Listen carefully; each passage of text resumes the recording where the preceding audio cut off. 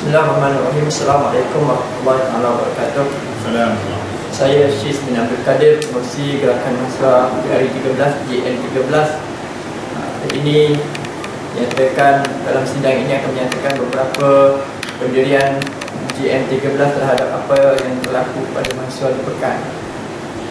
Jelajah mahasiswa turun pekan hari ini adalah hari yang kelima, dan sebelum itu suka untuk saya sebut, sebelum kita sampai pada hari yang kelima, pada hari pertama, kedua dan ketiga ada beberapa halangan ataupun perkara yang tidak baik berlaku pada mahasiswa.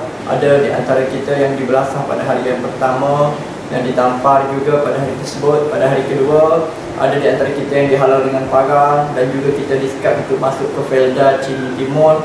Seterusnya hari ketiga, setelah mendapat saranan daripada pihak polis kata minta kita refer ataupun rujuk kepada ketua kampung, kita buat yang sedemikian. Pada hari yang ketiga kita cuba untuk masuk di beberapa kampung seperti kampung Aceh.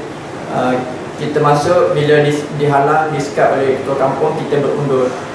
Jadi itu perkara ataupun situasi yang berlaku kepada mahasiswa ketika jelajah mahasiswa turun pekan. Ada juga selain daripada dibelasah, diugut, dan kita juga turut difitnah dengan fitnah yang menyatakan bahawa mahasiswa ini adalah alat-alat pembangkang dengan membawa risalah pembangkang dan juga mengedarkan wang kepada penduduk tempatan. Tegas untuk saya menafikan fitnah yang disebarkan.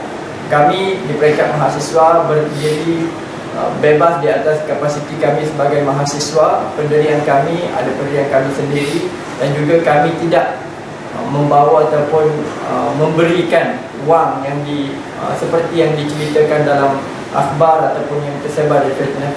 Itu adalah satu fitnah yang sangat besar, dan kami menafikan sekeras-kerasnya berita tersebut. Mereka mengatakan bahawa sekarang ini bukan masa untuk berkempen. Masa berkempen setelah Parlimen dibubarkan dan setelah penamaan cadar. Itu sebab mereka halang mahasiswa-mahasiswa ini bertemu dengan masyarakat untuk mengedarkan risalah mahasiswa dan lain-lain. Sedangkan mereka lupa UMNO Bersama Nasional berkempen setiap hari dalam TV, dalam himpunan mereka, dengan janji-janji mereka. Kalau Barisan Nasional menang, mereka akan tawarkan berbagai-bagai tawaran, termasuk di Kelantan, di Selangor, untuk menyelesaikan semua masalah yang dihadapi bagi diri sendiri bawah Pakatan Rakyat. Kalau mereka boleh keluar dalam TV setiap hari, boleh keluar dalam surat khabar setiap hari, tiba mahasiswa untuk menyatakan masalah mereka kepada rakyat setelah mahasiswa ini berusaha menghantar memorandum dan sebagainya kepada pihak berkuasa, tidak dilayan, takkan perkara macam ni pun dihalang. Sedangkan Perdana Menteri mengatakan dia akan buat berbagai-bagai transformasi untuk kebaikan kepada rakyat. Yang jelasnya semua digagal. Tempat Perdana Menteri sendiri pun berlaku demikian, sehingga pelajar-pelajar ini ada yang ditampar, ditumbuk dan diugut dengan palang, sehingga dituduh pula Pakatan Rakyat bersubahat dengan mereka ini memberikan sogokan kewangan, ya. Jadi kita menafikan sekeras-kerasnya. Kalau kita nak beri wang kepada mereka ni, kita tak perangkap diri kita.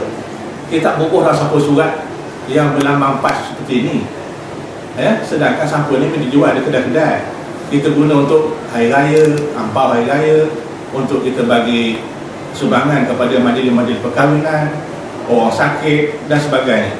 Bukannya pimpinan saja menggunakan sampul ni. Ada yang biasa itu siapa saja boleh beli. Yang jelasnya mereka ambil sampul ni, letak duit RM9. Itu pun pelik juga. Kenapa RM9? Menyusahkan untuk mencari duit seperti itu. Jadi kita menafikan perkara ini dengan sekali-kali. Saya nak menambah sedikit berkenaan dengan wakil rakyat Pulau Manis, iaitu Cikgu Khairuddin, yang menelak pelajar-pelajarnya atau mahasiswa ini bahawa mereka bergerak bukan di musim pilihan raya ataupun selepasnya Parlimen dibubarkan. Jadi oleh itu dia maknanya larangan kepada kerja-kerja yang berunsurkan parti politik. Tapi saya nak tanya, terutamanya UMNO dan Barisan Nasional, lebih-lebih lagi Dalam Menteri yang berada di Parlimen Pekan, janji dia buat di Pulau Pinang. Seandainya Barisan Nasional menang pilihan raya yang ke-13 ini, maka dia akan membina 20,000 rumah kos rendah di Pulau Pinang. Ini janji pilihan raya ke ataupun hanya nyanyian macam ganamnya?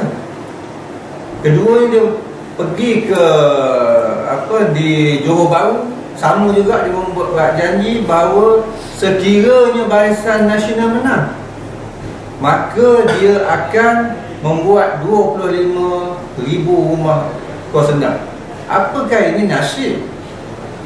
Dan untuk nak lebih jelas lagi, di sini saya nak tunjuk ni, sinar keluar. Seandainya Barisan Nasional menang, beri lagi jika menang. Maksudnya menang apa? Menang main bola ke atau main guli? Sudah pasti menang pilihan raya yang mana UMNO dan Barisan Nasional masuk bertanding dalam pilihan raya tersebut.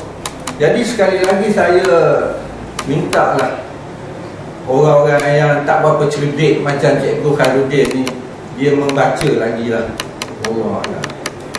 Saya juga nak tambah sikit lah, bahawa kempen ni, negara kita ni negara demokrasi. Setiap parti politik ni dibenarkan bergerak mengikut perlembagaan Malaysia. Dia boleh berkempen terus, ajak orang menyokong parti dia untuk memberikan sokongan dan sebagainya. Dia sepanjang masa, bukan saja pilihan raya. Pilihan raya itu satu usaha kempen yang berlaku ketika nak mengajak orang mengundi parti dia. Tapi kempennya sepanjang masa. Dia gunakan TV dan sebagainya. Adakah patut berkata rasuah RM9 dengan boleh beli RM9, sedangkan kerajaan beli rakyat dengan harga RM500? Itu bukan rasuah ke? Dan janji, kalau kita lihat janji masa pilihan raya Selangor dulu, Pelda mana tu dapat nak bagi RM50,000. Janji kalau menang, masa mengundi tu belum mengundi bagi RM1,000. Kalau menang nak bagi lagi RM49,000. Sampai sekarang tak dengar kita RM49,000. Jadi kalau rakyat dengarlah, perhatikan betul-betul janji tu. Sebab tu kita pun heran sekarang ni, kempen-kempen yang dia buat. Saya Datuk Najib sebagai selaku Menteri jadi macam barang jualan lah. Masa iklan TV untuk main gendang Cina tu, Naga tu, dah jadi macam Cina dah. Pernah ke berlaku selama ni begitu terlesak punya pemimpin Barisan Nasional ni nak mengambil undi sehingga jadi macam barang iklan nak jual tak laku dah. Di Pulau Pinang bila dia tanya, awak semua sokong dah sedia untuk BN? No, tidak. Bayar kepada penyanyi Korea berapa? 2 juta. 2 juta, 8 lagu dalam masa 8 minit. Rakyat Malaysia bagaimana arti-arti di Malaysia melihat hasil usaha dia kalau piramid. Jadi untuk mendapat sokongan, sanggup jadi macam-macam, akhirnya air muka sendiri jatuh. Jadi rakyat Malaysia harus fikir ni, harus sedar. Takkan mahasiswa, golongan yang terpelajar melihat kepincangan yang berlaku tu, mengajak masyarakat supaya jangan mengundi Barisan Nasional masa akan datang, kerana mereka belajar kena pinjam duit negara habis ke mana. Jadi tawaran-tawaran yang dibuat oleh Pakatan Rakyat umpamanya akan memberi pendidikan pertama, ini yang dia nak terangkan kepada rakyat. Dia bersama dengan Pakatan Rakyat untuk bersama-sama dalam usaha ke arah kebaikan dan takwa.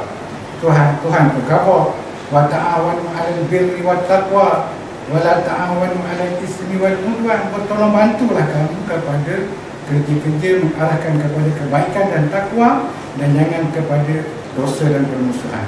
Jadi Barisan Nasional memang banyak buat kejahatan, maksiat dan mengkhianati rakyat dalam negara ini. Sekarang yang nak bagi duit, dulu apa tak bagi. Nah, inilah di antara kejahatan-kejahatan rasuah politik yang terang-terang dan nyata yang dibuat oleh kerajaan Barisan Nasional. Tapi rakyat kena reti lah, kena faham, dah lama dah hidup dalam Malaysia ni, dah mulai kali 53, lebih daripada 50 tahun. Bismillahirrahmanirrahim. Saya Muhammad Bukhari daripada Koordinator JM13. Di sini kami ingin menafikanlah segala macam provokasi, dakwa bahawasanya kami ini menjadi kajian tunggangan Pakatan Rakyat menggunakan sampul wang PAS untuk berikan wang kepada rakyat, dan kami membawa risalah-risalah perkataan rakyat, dan semua itu tidak benar sama sekali. Dan kami juga merasa kesal terhadap apa yang berlaku. Dan yang terakhirnya, kami tidak pernah merasa dendam kepada segala tindakan yang dilakukan kepada kami, rasa dendam, rasa terancam, rasa bermusuh kepada penduduk kampung. Bahawasanya hasrat kami murni, iaitu datang untuk memberi penjelasan mengenai tujuan kami datang, iaitu memberikan penerangan mengenai pendidikan percuma dan pengasuhan PTPTN kepada rakyat. Itu sahaja poin kami dan agenda mahasiswa untuk datang ke pekan ini. Kami tidak ada hasrat lain dan hanya memberi penerangan umum kepada masyarakat. Dan sekali lagi saya tegaskan, kami tidak begitu terasa hati dan tidak berdendam dengan warga pekan atas tindakan yang dilakukan. Bahkan kami akan terus lakukan pertemuan yang terbaik untuk masyarakat pekan, dan khususnya masyarakat Malaysia, untuk Malaysia yang lebih baik dan sejahtera. Wallahu a'lam.